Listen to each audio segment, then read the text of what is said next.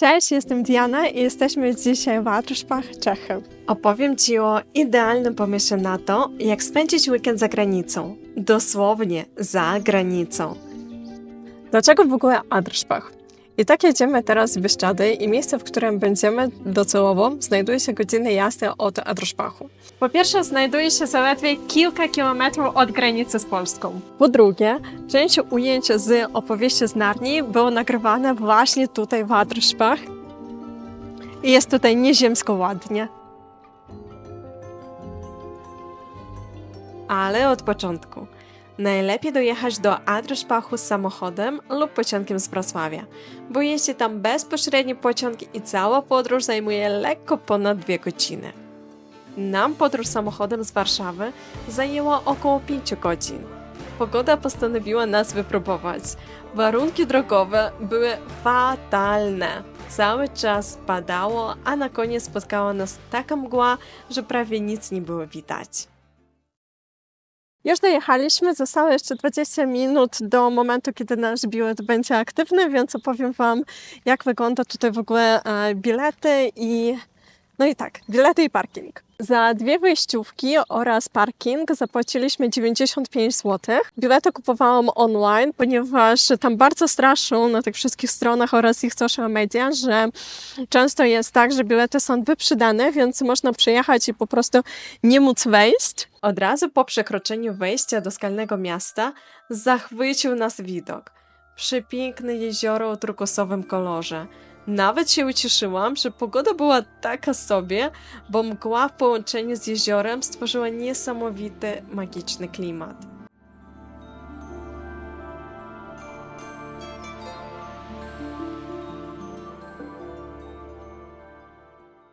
Oprócz jeziora znajdziesz tutaj mały wodospad, wąskie jaskinie i ogromne korzenie drzew wystające ponad ziemię. Ale oczywiście największe wrażenie robią skały. Ich wielkość, kształt i różnorodność są naprawdę niesamowite. Wyobraźcie sobie, że 89 milionów lat temu to wszystko, cała ta dolina była dnem oceanu. Skały w Adruszpachu mają zazwyczaj od 30 do 100 metrów wysokości. 30 metrów to mniej więcej tyle, ile 10-piętrowy blok. Po pieniążkach, jak mówił Janukowicz. И также назад. Наверное, да, раз. Обратно. Jeśli zastanawiacie się, czy te szlaki są trudne, to nie są. Bo akurat teraz jedziemy pod górkę, więc jest troszeczkę trudniej. Jestem osobą, która totalnie nie uprawia sportu, ale nadal nawet dla mnie, dla takiej osoby mało aktywnej, te szlaki są bardzo przystępne.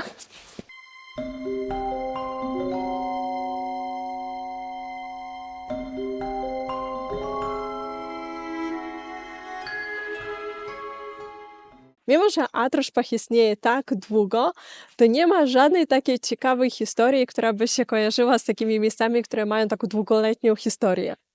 Najbardziej to miejsce jest znane z tego, że mieszkańcy tutaj uciekali podczas wojen, ponieważ wiecie, to jest takie nieoczywiste miejsce do szukania ludzi.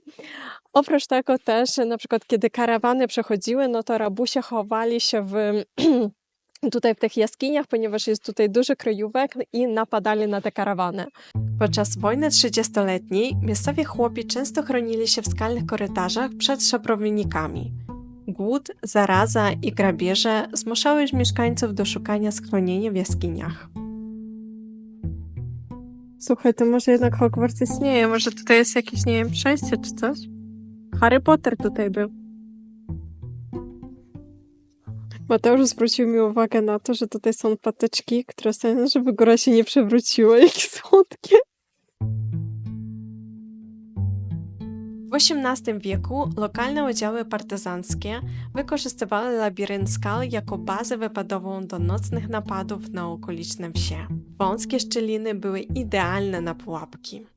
Nie byłabym Dianą, którą znacie, gdybym pominęła aspekt pieniędzy, bogactwa, dobra, złota i majątku.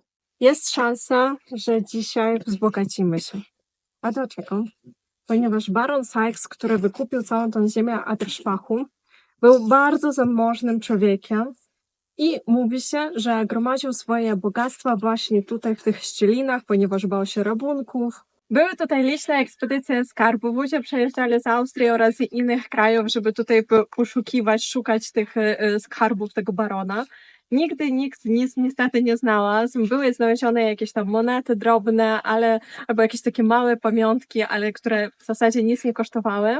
Nadal nie wiadomo, czy ten skarb w ogóle istniał, czy nie, a jeśli istniał, to czy został po prostu wywieziony przez barona w jakieś inne miejsce później, czy w ogóle być może nie był ukryty tutaj.